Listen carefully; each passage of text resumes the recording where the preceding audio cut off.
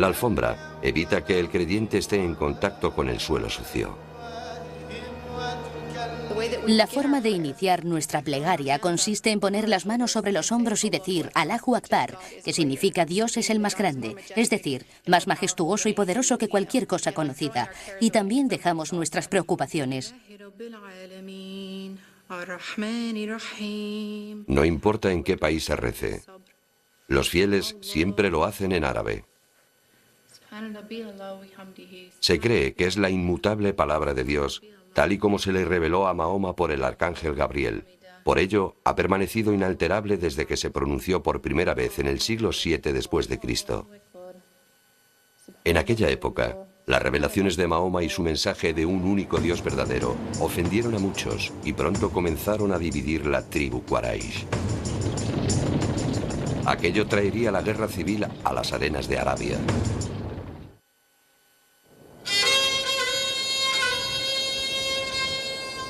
Alrededor del 622 de la era cristiana, Mahoma y su pequeña comunidad de musulmanes practicaban su religión abiertamente en las calles de la Meca. Pero sus acciones pronto enfurecieron a los adoradores de ídolos y los ancianos de la tribu Quraysh.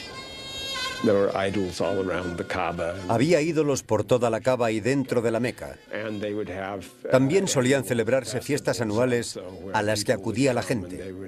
Comerciaban y hacían la peregrinación que en aquella época también estaba relacionada con la idolatría. Como anfitriones de la Kaaba, los Quraysh estaban avergonzados por los sermones de Mahoma contra aquellos peregrinos que traían a sus dioses tribales al altar. De forma que iniciaron una campaña de persecución social y económica contra Mahoma y sus seguidores. Los residentes de la Meca atacaron en primer lugar a los musulmanes más pobres, porque pertenecían a clanes inferiores o de menor importancia, lo que les causó un gran daño. Para empeorar las cosas, murió el tío de Mahoma, dejándolo sin un fuerte aliado político en la Meca. Después de haber predicado en la Meca unos 10 años, solo le quedaban unas docenas de seguidores, y al final de sus días en la ciudad se encontraba prácticamente aislado. A pesar de sus problemas en la Meca, la reputación de Mahoma como comerciante honrado y justo era conocida por toda la región. Desde unos 400 kilómetros al norte, los ancianos del pequeño oasis de Yathrib le enviaron un mensaje. Las tribus de su ciudad estaban enzarzadas en disputas entre clanes y enemistades a muerte. La gente de Yathrib estaba interesada en Mahoma porque básicamente querían un pacificador, alguien que intermediara y resolviera sus disputas. Mahoma aceptó su oferta y de esa forma comenzó un viaje hasta Yathrib, conocido como la Égira. Un viaje tan importante que marca el año cero en el calendario lunar islámico. La Égira los hizo renacer, les dio una vida y les hizo recuperarse. El profeta se trasladó de un ambiente hostil a un lugar donde podía predicar libremente su mensaje. En Yathrib, Mahoma estableció la primera comunidad planificada del Islam, llamada Umma, que significa comunidad. Luego comenzó a establecer la paz entre los clanes. El liderazgo de Mahoma tuvo tanto éxito que la ciudad cambió su nombre de Yathrib a Medina, que significa la ciudad del profeta. Pero en vez de paz, los musulmanes de Medina tuvieron que enfrentarse a la guerra abierta. Enfurecidos por sus logros, los Quraysh de la Meca armaron un ejército para aplastar a todos aquellos que veneraban al dios de Mahoma. Ambos bandos se enfrentaron en la batalla de Badr, en el año 624. El ejército de la Meca triplicaba al musulmán.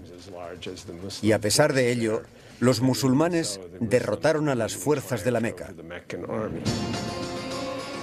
No obstante, los conflictos continuaron durante un periodo de 6 años. En una ocasión, el profeta resultó gravemente herido. Finalmente, en el 630, los musulmanes rodearon la Meca y los forzaron a rendirse. Mahoma, por fin, pudo regresar a su ciudad natal dirigiendo un ejército de 10.000 hombres. Como los profetas del judaísmo y del cristianismo antes que él, el acto más importante de Mahoma fue limpiar el templo sagrado de Abraham de los ídolos que lo habían presidido durante tanto tiempo. Entonces se encontró con la imagen de una virgen y un niño. La cubrió con su capa y dijo: «Llevaos todo lo demás, pero dejad esto en su lugar». A continuación, Mahoma se dirigió a los residentes de la Meca que habían luchado contra él. Pero en vez de castigarlos, les ofreció la libertad a cambio de que cesaran los enfrentamientos. No solo depusieron sus armas, sino que el gesto de Mahoma inspiró a muchos a abrazar el Islam. El año siguiente, 631 después de Cristo, fue llamado el Año de los Embajadores, por las muchas delegaciones de tribus árabes que acudieron a rendir homenaje al profeta y a convertirse al Islam. Un año más tarde, el 9 de junio de 632, Mahoma murió de fiebre. Tenía 62 años. En aquel momento, los musulmanes controlaban toda la península arábiga. En unos 15 años, los musulmanes se habían hecho con un imperio, convirtiéndose en la superpotencia de la época. Fue una especie de avalancha de conquistas. En un siglo, el imperio islámico era mayor que el imperio romano en su mejor momento. Estaba gobernado por la primera dinastía real del Islam, los omeyas. Los omeyas eran una familia noble de la Meca antes de la llegada del Islam, que se hicieron musulmanes y se convirtieron en califas o jalifas, como se dice en árabe, desde el 661 hasta el 750. Gobernaron el Estado musulmán en su momento de máxima extensión, desde Marruecos y España al oeste hasta China e India al este. Con cada conquista, muchos miles se convertían a la nueva religión. Algunos a punta de espada. Pero la gran mayoría de los pueblos conquistados abrazaban el Islam lentamente a lo largo de generaciones. Varios siglos después del auge del Islam, los musulmanes continuaron gobernando como una minoría. El orden que los musulmanes habían traído con ellos era más favorable a las comunidades locales, por lo que, según sus intereses, decidían vivir bajo el Islam. La gente de la Escritura, que incluye a judíos y cristianos, generalmente estaba exenta de la conversión forzada al Islam, ya que ellos también adoraban al Dios único de Abraham. Tenemos pruebas, por ejemplo, de que en el primer periodo en una ciudad como Damasco, cristianos y musulmanes rezaban juntos en el mismo lugar. Y allá donde iban, los musulmanes establecían una civilización basada en los valores del Corán, como ilustran los 5 pilares del Islam, las obligaciones sagradas de cada musulmán. Tras las devotas plegarias de la Shahada y la Shalat, el tercer pilar del Islam es la caridad o zakat. La caridad está muy enfatizada en el Corán. Si vemos lo que dice el Corán sobre la regulación de la modestia de las mujeres o lo que dice sobre la caridad, no hay comparación. Esta se repite unas 10 veces más.